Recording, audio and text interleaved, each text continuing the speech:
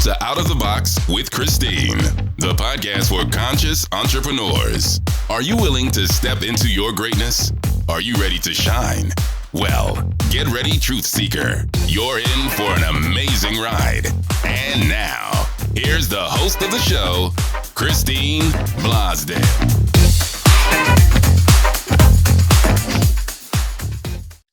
Hello, everyone. Welcome back to Out of the Box with Christine. I am your host, Christine Blosdale, your personal confidence and courage coach and podcast expert. And today we are going to be talking about getting the word out on you, your business, your service. If people don't know about you, if you're hiding in a basement somewhere, you're not going to be getting a lot of clients. You're not going to be getting a lot of work. And today, my extra special guest is Sandi Masori, who is a self-publishing strategist and expert. She is absolutely brilliant when it comes to helping her clients get their passions and expertise out into the world. And she herself, you've published yourself how many books? How many? I have 7 books right now. Yeah. 7 books. And I'm working on 8 and 9. Oh my God. When do you find time? Oh, but we're going to talk about that because you're going to tell us as well that you don't need the smoking jacket. You don't need the typewriter. You actually can just tell your story and give us some tips on how to do that. Where are you based right now? Where are you at? I'm from San Diego. I'm out of San Diego, California. I love San Diego. I lived there for 10 years. So we're in the middle of a cold spell. You know, in the mornings it's been in the 40s. We don't know what to do. I know, right? No. See, I remember San Diego was so beautiful because it was always 70, 75. That's right. Yeah. Our average temperature is around 72, which is why when we get to the 40s, we're like, what do we do? How do we dress for this? Oh my gosh. I'm very spoiled with weather. Yes. Oh, I love San Diego. Yeah. Okay. So that's near and dear to my heart. And I'm coming to you from New South Wales, Australia. So we're only 7,000 miles away. Oh my God. So awesome. But the beauty of technology. To come visit you. Yeah. Come on, mate. Yeah. We're in summer, so it's a little bit warmer than 40. What did you say? It was in the 40s? In the morning, yeah, it's in the 40s. Okay. Yeah. But we're going to talk about some hot stuff today and warm you up. Yes. Why don't you let our listeners, because I also know that you have several passions. You love helping get entrepreneurs get their stories out and express themselves and get out to a wider audience through writing a book, but also you have another passion that you've made that a career for quite some time as well. Yeah, well, I've actually retired from balloons, which I'm guessing what you're referring to. I was once upon a time known as America's top balloon expert. Yes. Which came from my book. So we will talk about that. But I do have another passion that I'm chasing right now. And that is that I don't cook. I don't know how to cook. So I'm on a journey to learn how to cook. And so I'm working on producing a cooking show, because if I'm going to learn, you guys may as well come along with me. That's a great idea. That's super. To have a cooking show with you, the host that doesn't know how to cook. I love it. Yes, exactly. Yeah. Exactly. So I found that producing a show is a lot more moving parts than I had anticipated. So I can't give you an air date quite yet. I can't even tell you if it's going to end up on YouTube or somewhere else, but it is in the works. So that's awesome. That is awesome. So I think a lot of my the viewers and the listeners to Out of the Box, they've dreamt of writing a book. I know for a long time I did. I could imagine myself on the back of the cover. I saw the picture. I said, yes, one day. But I put it off and I put it off and I put it off because I thought it was too daunting of a process. Can you talk about that? How you deal with your wonderful clients on breaking that myth down?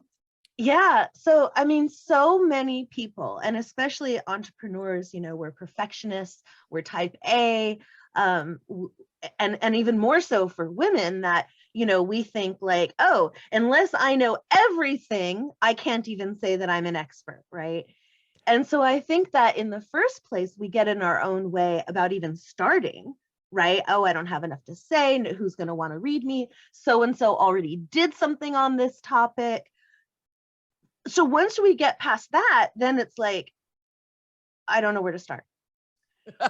And so, right. I mean, and this is super common. Like, I remember my first book, I was in the same place. Like years before I had actually written my first book, my ex had told me, oh, you should write a book. I'm like, about what? So, I mean, I think the first thing is to determine, and this is, it always surprises people when I say that this is the first thing that you want to think about. What do you want the book to do for you? Right? Before you think about what you want it to do for your readers, what is it that you want it to do for you, right? So in the first place, is this a business authority book, right? That's my niche, is a business authority book, which is a book that is designed to be part of your marketing arsenal. It's a 3-dimensional business card, if you will, that you can give out to people. So if that's the purpose of the book, then it's not about making book sales, right? It's about giving the book away. It's about getting the book into as many hands as you can so that you can establish your expertise.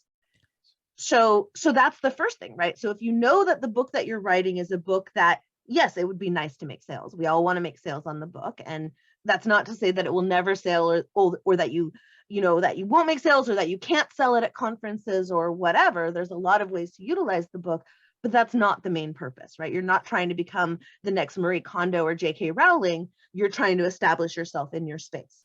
Yeah. So that's the first thing. So once you've decided, like, okay, I want a business authority book. I want to establish myself as the thought leader. I want to use it to speak on stages. I want to use it to get on TV. I want to use it to get better clients. Now, your next thought is, okay, so what do they need to know? Right? And here's where people really overthink it. Because the simplest way to do it is to just do a brainstorm of what are the questions that I get asked all the time, right? You get asked the same questions over and over and over. What are those questions?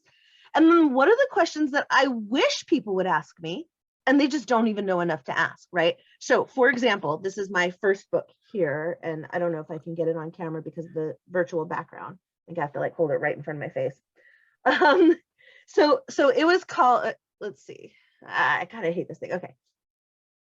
Wait, if I go, nope, it just disappears. Well, I will send you magical book. Yeah, magical book. I'll send you a picture of it so you can like insert it in there. Absolutely. But anyways, it's called the Ultimate Guide to Inflating Your Trade Show Profits: How to Increase Branding, Recognition, Visibility, Customer Loyalty, and Attract More Attention with Balloons. Right? Wow. You cannot see it at all, but there we go. If I like lean back like this, you can kind of see it. Anyways, so what I had a problem in that when I told people what I did, I told them, oh, I'm a balloon artist. They would go, oh, that's so cute. So you're a clown. I'm like, well, no.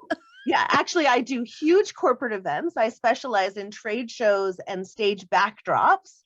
And for example, I was on the team that decorated Obama's last Halloween in the White House. I did really big events. Right. And so, yes, I also did birthday parties, because why turn down money? If you have a free weekend and somebody wants to pay you to make balloons for the kid, why not, right? But that wasn't my focus. My target market was much more high end, much more corporate. So when I told people what I did, and they'd be like, oh, that's so cute. So you're a clown. I'm like, no. So once I wrote my book, and in the book, that's exactly what I did for that first book. I answered the questions that I heard all the time. And then I also answered the questions that nobody was asking me, but I really wish they would. Like, is a helium bouquet the right thing for, my balloons? Is that what I need? Or, is there something that I could use that might further my marketing goals? Like something that would get more attention, that people would come, that would be a destination or things like that. So those are the questions that I addressed in the book. I just kind of, brainstormed, like listed out all the questions I could think of, both the questions that they were asking me and the questions I wanted them to ask me. And then I took my phone, which you also can't see. I see it. And then I took my phone and I recorded it myself, answering the questions one at a time. So then those videos became content pieces for YouTube. And they also became the content of my book. Obviously, when you do the transcription, you have to transcribe it and put it into a little bit more of a written discourse than a verbal one. But that was the backbone of it. It took me, I want to say, about 3 weeks altogether. So, and again, I'm sorry about the virtual background that you can't really see, but here's what happened, right? So same conversation, I would meet somebody. Oh, what do you do? Oh, I'm a balloon expert, or I'm a balloon artist. Oh, so you do birthday parties. Well, no, actually, here's my book. This is what I do. I do trade shows. I help people use balloons as a marketing vehicle, and I do big stage backdrops. And this is what they did every single time, right? They look at the cover, they flip it to the back, they see the back, and you can't see any of this because they look at the back, they see the QR code, the ISBN on the back. They look at your name on the spine, and they're like, and then they kind of flip through it to make sure there's words in it, right? And then they're like, you wrote this? You're like, my name's on the cover. I just handed it to you and told you I wrote it. But literally in front of my eyes, the way that they looked at me changed. I was no longer this cute little clown. I was an expert. I was a business person. I was somebody serious. And the conversation changed, right? Because even though my price, I was always high end, I didn't have to justify it. At that point, they saw my book. They saw that I had been on TV, which a book helps you get on TV, right? Yes. Yeah. And now they assumed that I was going to not be cheap.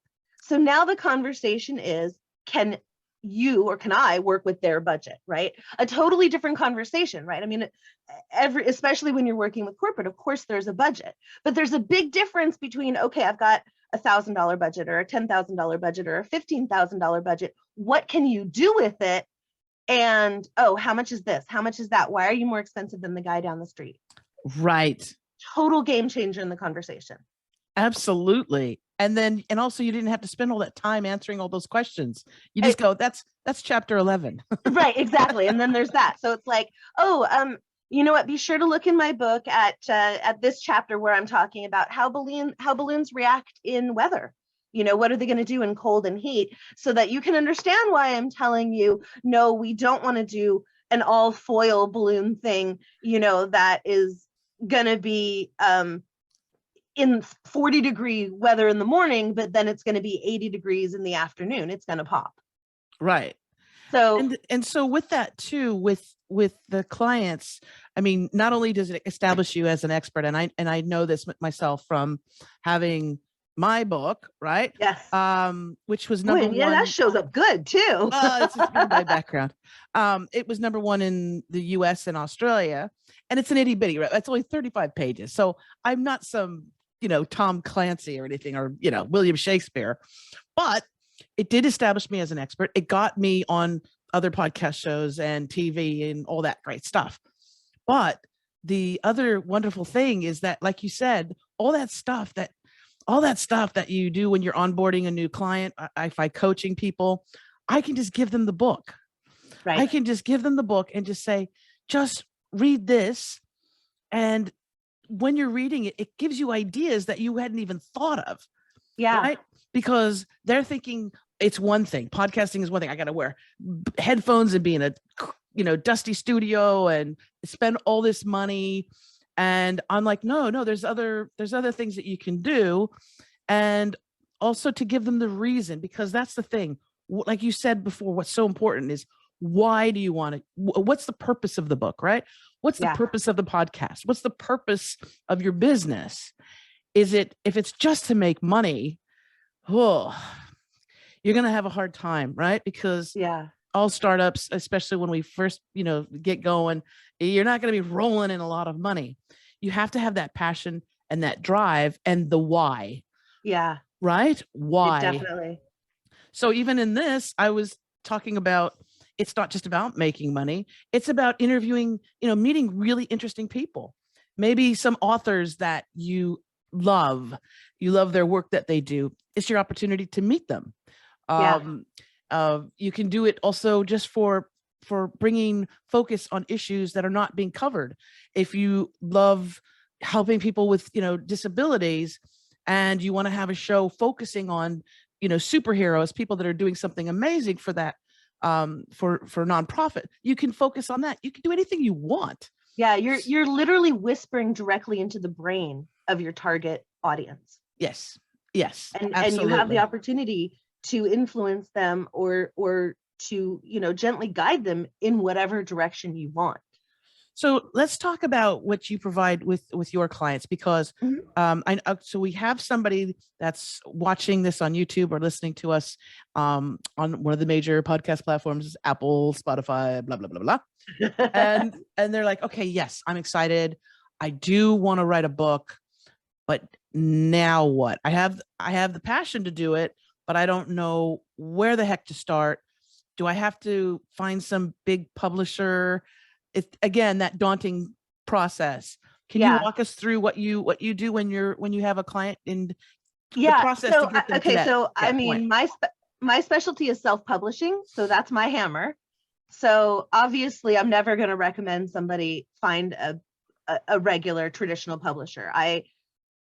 There are very few situations where I would say that might be your best move. One of those is if a big time publisher is coming to you and offering you in advance. I mean, that's the dream. In that case, absolutely go do it. Take them for everything they got. Take every opportunity that they're going to give you.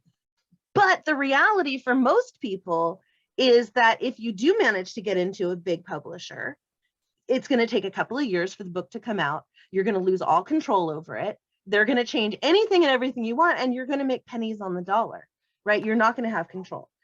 Now, again, I mean, if you can get a sweetheart deal, if they're promising that they're going to do all the marketing for you, if they're promising that they're going to, get it to movie rights or whatever, and they're able to do that, then that's wonderful. Absolutely. Go with them. But if what you're really looking at is a hybrid publisher masquerading as a publisher, which means they're charging you money, and then you're going to lose control, and you're going to still have to do your own marketing, and you're going to have to buy the books from them at a higher price, don't do it. Run away. Self-publish through Amazon. It's become so easy. So that's the first thing is to figure out, okay, do I want speed to market, or is this something that, for whatever reason, I really do want to get a literary agent who's then going to take me to a big publisher or something like that. So that's the first thing. 90% of people that are listening, I'm going to say, just self-publish it. Speed to market, get it out. It doesn't even have to be perfect, because with print on demand, it's infinitely editable.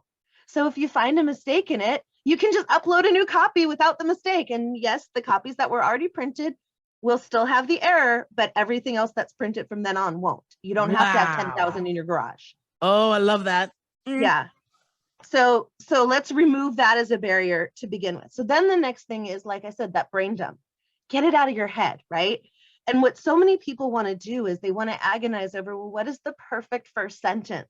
And they don't get started because they're working on that perfect first sentence. Forget about that.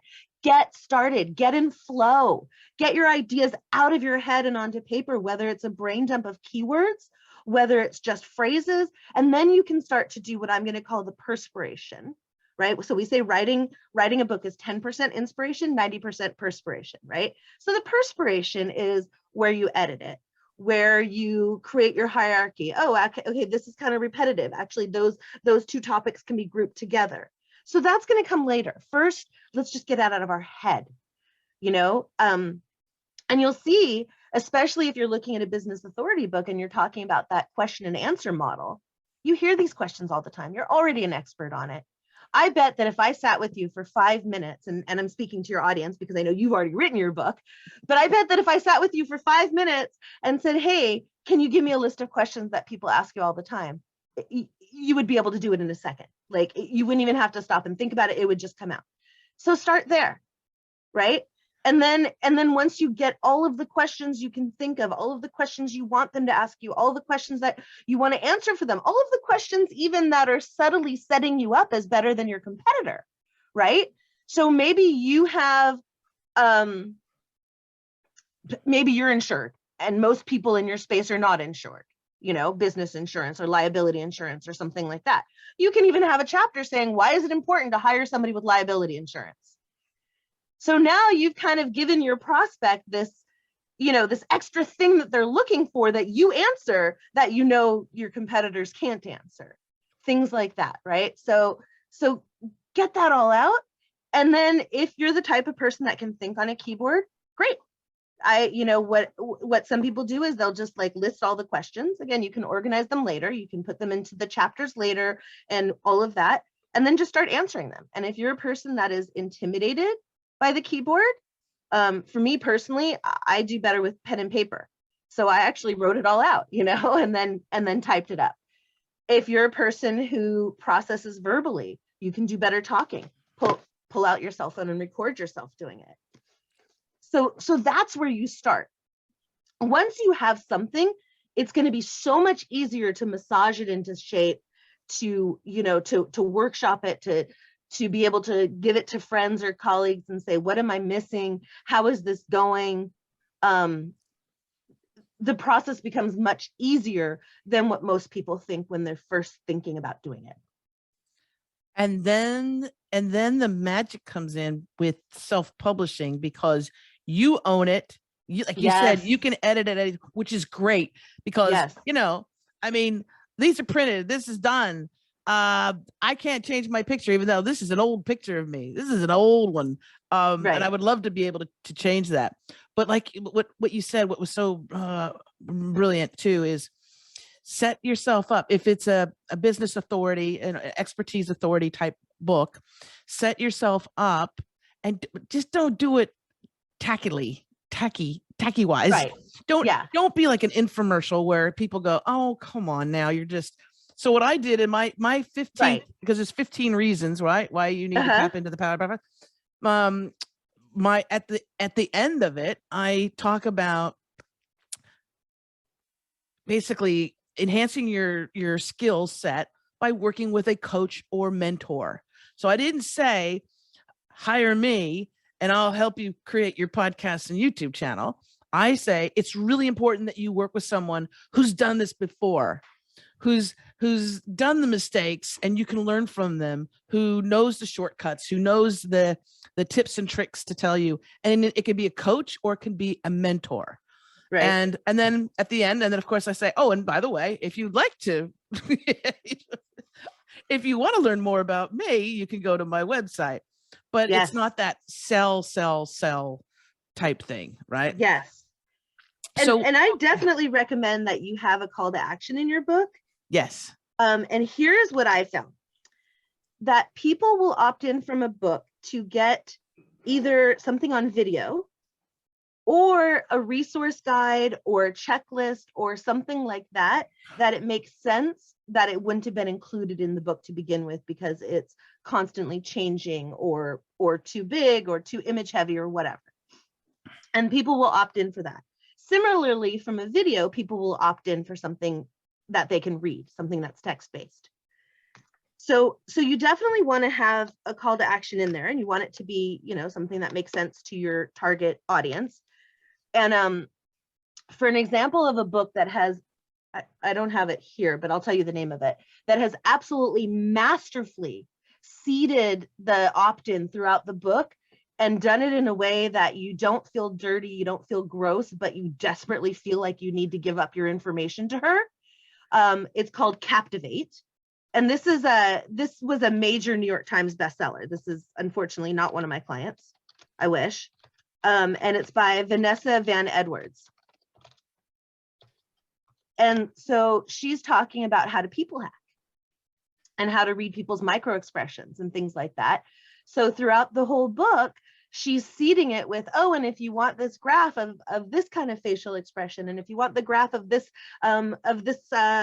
arrangement of how to walk into a room, come to my website and you can download it, put up your, so she's done it masterfully. So even if you're not interested in the topic, I recommend going through her book just to see how beautifully she has seeded that opt-in throughout the whole thing. Right. I like that. And then another thing that you can do with your book is if you're a speaker, and sometimes you might go somewhere where they don't have a budget for the speaker, but they do have an education budget. Well, in lieu of your speaker payment, you can have them buy 100, 150 copies of your book, and there's your payment. Nice. So that's another way that you can use it. And then, like I said, every conference I go to, I drop ship 25 or 50 copies directly to the venue, so I don't have to have them in my suitcase, and I show up and I can just pass out those books like water. And so explain the process of self-publishing. I mean, on obvious, Amazon is the king, right? Yeah, it is. Yeah, it's the 20,000-pound gorilla at this point. Yeah, exactly. So do you guide people? Do you do that for them, or do you guide them through the process? Right. So I'm a service. What I do is I basically do it for and with my clients, right? So I have a few different levels of service. The highest level of service is I'm actually interviewing them and pulling the book out of their head, taking it through all the various stages of editing and holding their hand through the whole thing. I don't call it ghostwriting because I think it's really important that if you're doing an expert authority book and you go on TV and they ask you, oh, in chapter 5, when you were talking about this, you better know what that chapter was about. I think it's really important that a book be in the author's voice. But at the highest level of service, I'm holding your hand and, helping you craft it, bringing it together with you. Most of my clients, though, are able to write the book themselves. And then my team comes in with the editing and the proofreading and the cover design and the formatting. And then, of course, launching it to bestseller.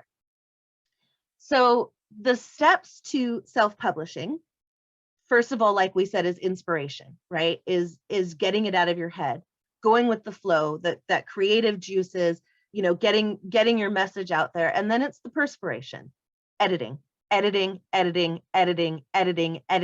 You can never have too many eyeballs. You can never do enough editing on it. Even my book, which I don't know if we can see it, Book It. I went through 7 rounds of editing on it. And there was an error in one of the chapter titles that nobody caught. And I think the chapter was like, what is a business authority book? And one of the O's in book was missing. So it was, what is a business authority Bach? None of the editing software picked it up because Bach is a word. None of the human editors picked it up because they expected to see the word book. So their eyes just saw what they expected to see. And it wasn't until the book was actually printed and I was going through it that it jumped off the page. And it was like, oh my God. So obviously I fixed it right away, but it happens, right? So you can never have too many eyeballs. So that's I guess your second step is, after your inspiration, then you're going into the editing.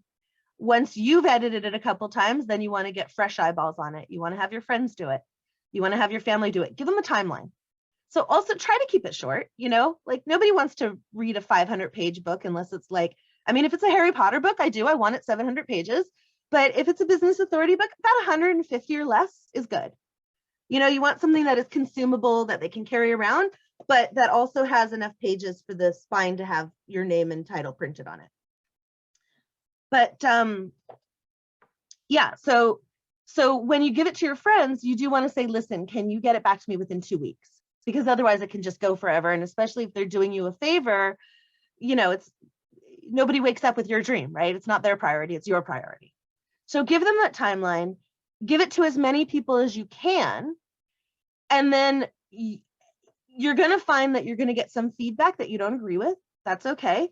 Everybody's got a different opinion, a different idea, whatever. So you also need to be able to listen, but then also have confidence in yourself. Like, okay, I understand why you're saying that, but I'm going to keep this in because or yeah, I'm not going to put that in because I really don't want to focus on that. Right. So for example, in my book, I don't talk about the bestseller drive. I only talk about writing and publishing it. Bestseller drive is a separate thing. I didn't want to include it in this book. It's not important to this book. And honestly, I'd rather people hire me to do that part anyway. But yeah, so then as you have it out for editing, you need to get your cover. And so here's what I recommend for cover design. Go to Amazon, pick out 5 covers that speak to you, that jump off the page for whatever reason it is. And then analyze, what about this cover speaks to me, right? Why am I attracted to this cover? Is it because I really like the photograph behind it? Is it that I like the color blocks? Do I like the font of the title? Whatever it is, make notes, be as specific as you can, so that when you go to your cover designer, you can give them as much ammunition as possible for them to realize your vision.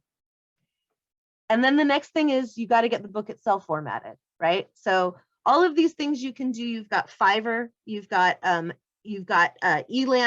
you've got Upworks, you've got 99 Designs. There's a lot of freelance marketplaces where you can find people who can do each and every piece. Or you can hire somebody like myself who will take care of it for you and give you the easy button on it. My recommendation, obviously. I like that. I like that. I love that. You can do this. And it's true. You can go and do all these different places, or you can just hire beautiful Sandi. That's right. So, I usually say, which do you have more of, time or money? Exactly. And if you have more time, here's the DIY way to do it. And if you don't have a lot of time, but you've got the resources, then just throw money on it. See, that's what I like. I don't have enough time. I want to go, I've got a great idea. I can spit it out, and I'm going to hand the baby to you. Yeah. And you're going to, make sure that the baby is ready to go out into public. Right. And put the baby out on the market. That's horrible. Sounds horrible. But yeah. No, and because also, you know what? Listen, there's certain things that I'm really good at. And I'll do those things. And then there's other things that I am not, like, I cannot fix a carburetor. Okay. So I'm going to take my car to a mechanic and let the expert do it. And so the same thing, that's what I'm basically telling our listeners and our viewers, contact Sandi if you're really wanting to do this. I mean, and you don't have a lot of time. Just well, because also you've proven yourself. You've got not only your own published bestsellers, but all your clients. And a few hundred. We're not talking like 1 or 2 or 5. We're talking, a couple hundred here. So that's proven expertise and success in my book. So okay, so we're gonna let people know now. The book first. Another thing is what I loved, and I got a chuckle. I had a chuckle last night as I was preparing for our interview. I read your notes, and I went to your website and all that stuff, and then I saw the book that you're offering. People, they get a free copy of the book if they go to it's expert book, the number 4 U, the letter U. We'll put it in the show notes. We'll put it in the show notes. expertbook4u.com. But what I loved was your subtitle. Because I loved it because I was like, oh, that's brilliant. It's not just like, book it, read this book if you want to, be a self-published author. It's this long, like Star Wars, intro.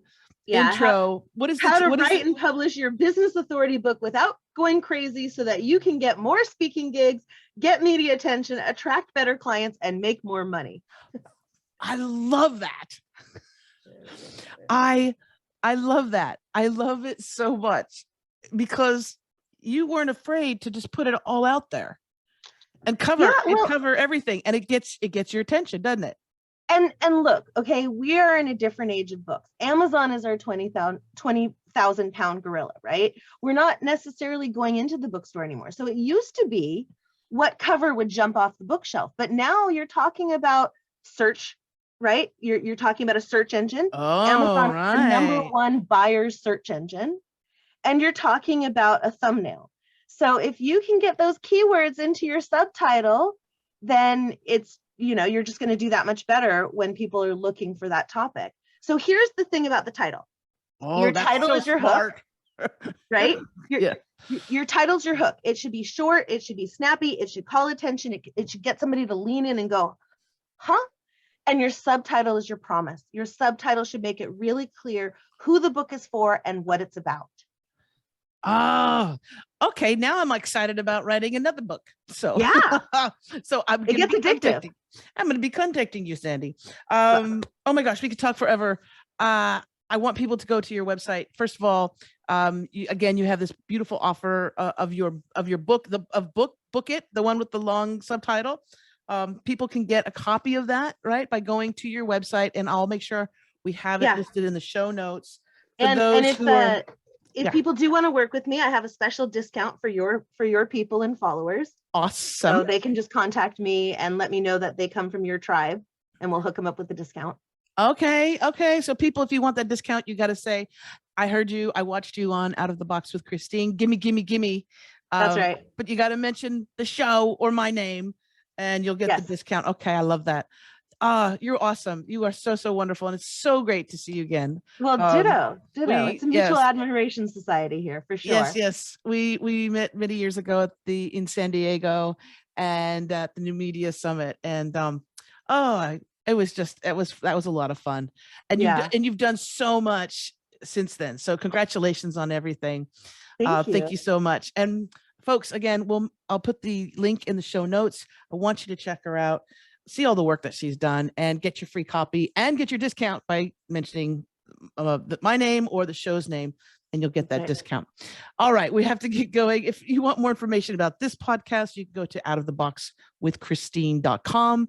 That'll be in the show notes. And if you want more information about me and my coaching, just go to christineblosdale.com. Again, link in the show notes.